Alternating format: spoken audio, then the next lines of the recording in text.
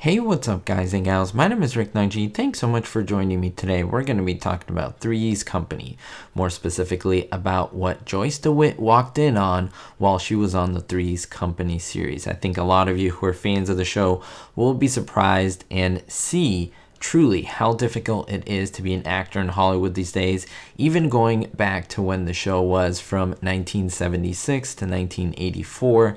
This is when the show ran, and you'll see what difficulties they all went through, even why the last season of the show was so tumultuous behind the scenes. If you're a fan of classic TV shows and movies, this is the channel for you. Over 1,800 videos. So liking, commenting, and subscribing is the best way to support my channel, and it is free to do so.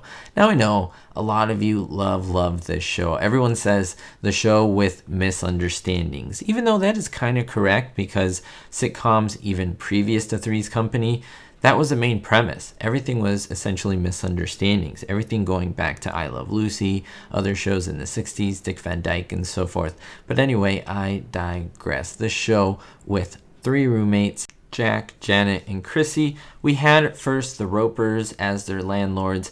Then later on, we moved to Ralph Furley coming in as essentially the manager of the apartment. And then later on, we had replacements for the roommates, which we won't get into. Now, the show of Three's Company was around for many episodes, in fact, 174. And the show lasted 8 seasons. Now, why is this important? Because during the beginning of the 8th season, they thought that the show was coming to an end. That means the producers, the creators, the people who are the head honchos of the show. Now, what's important to know is that many of the cast and crew did not know that this was going on. Essentially, the lifespan of the show was running its course, but they knew that John Ritter was the star. And this, previously with Suzanne Summers, there was a lot of debate about how much each one was making. It's the reason why Suzanne Summers left, because she believed she needed to make more. But the creators, the people in charge, thought that John Ritter as Jack Tripper was the person who they needed to keep. He was the one that they cared for. Everyone else was disposable. So they thought, let's end Three's Company and let's move on to a spin-off series. Now, this series, you may know, is called Three's a Crowd, began in 1984. I won't get into all of the complexities of that show. I'm just talking about it just a little bit because they planned it at the start of the final season. So what did they do? The creators thought that they had to bring in people to audition for the new characters on the show. Everyone else was disposable. They can get new people, of course, pay them a lot less, but keep John Ritter as the main star. But what the producers did was they kept it a secret that they were auditioning for the entire cast of this new show, Three's a Crowd. However, Joyce DeWitt did something that they did not expect. There was a day where they were having auditions of producers and they were trying to find the perfect character of Vicky. What happens? Joyce DeWitt accidentally walks in on these auditions and it was like a nuclear explosion went off. What happened? Well, behind the scenes, during the course of the entire 8th season of Three's Company, there was a lot of tension on set.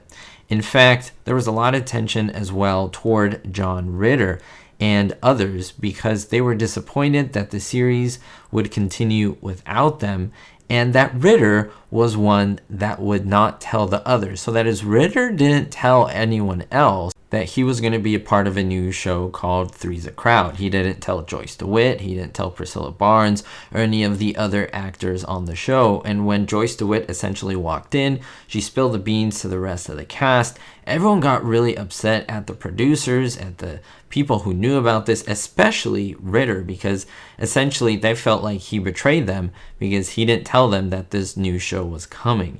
Now, essentially, it made the show kind of end on a sour note. In fact, a lot of people don't like the final episodes of Three's Company. They think it ended horribly. They just remember the main episodes that come before that, and that is what essentially people love. But I want to know your thoughts. What do you think on this? Should the producers have told the rest of the cast that they weren't going to be on this other new show?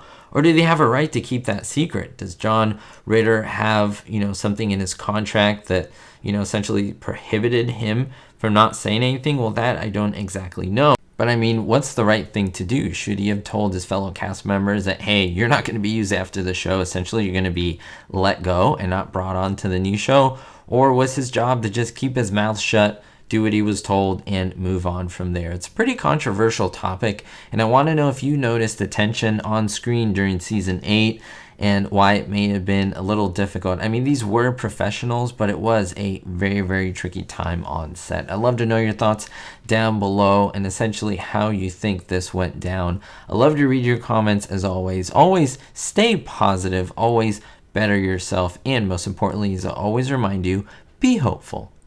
Thank you to all my supporters, especially my Diamond Tier patrons: Lucas W, Vito L, Sally N, Kevin K, Jennifer P, Jerry D, David D, and Citizen Kane. I want to thank all of you for supporting. If you want to be a patron member and listed here, check out the links in the description.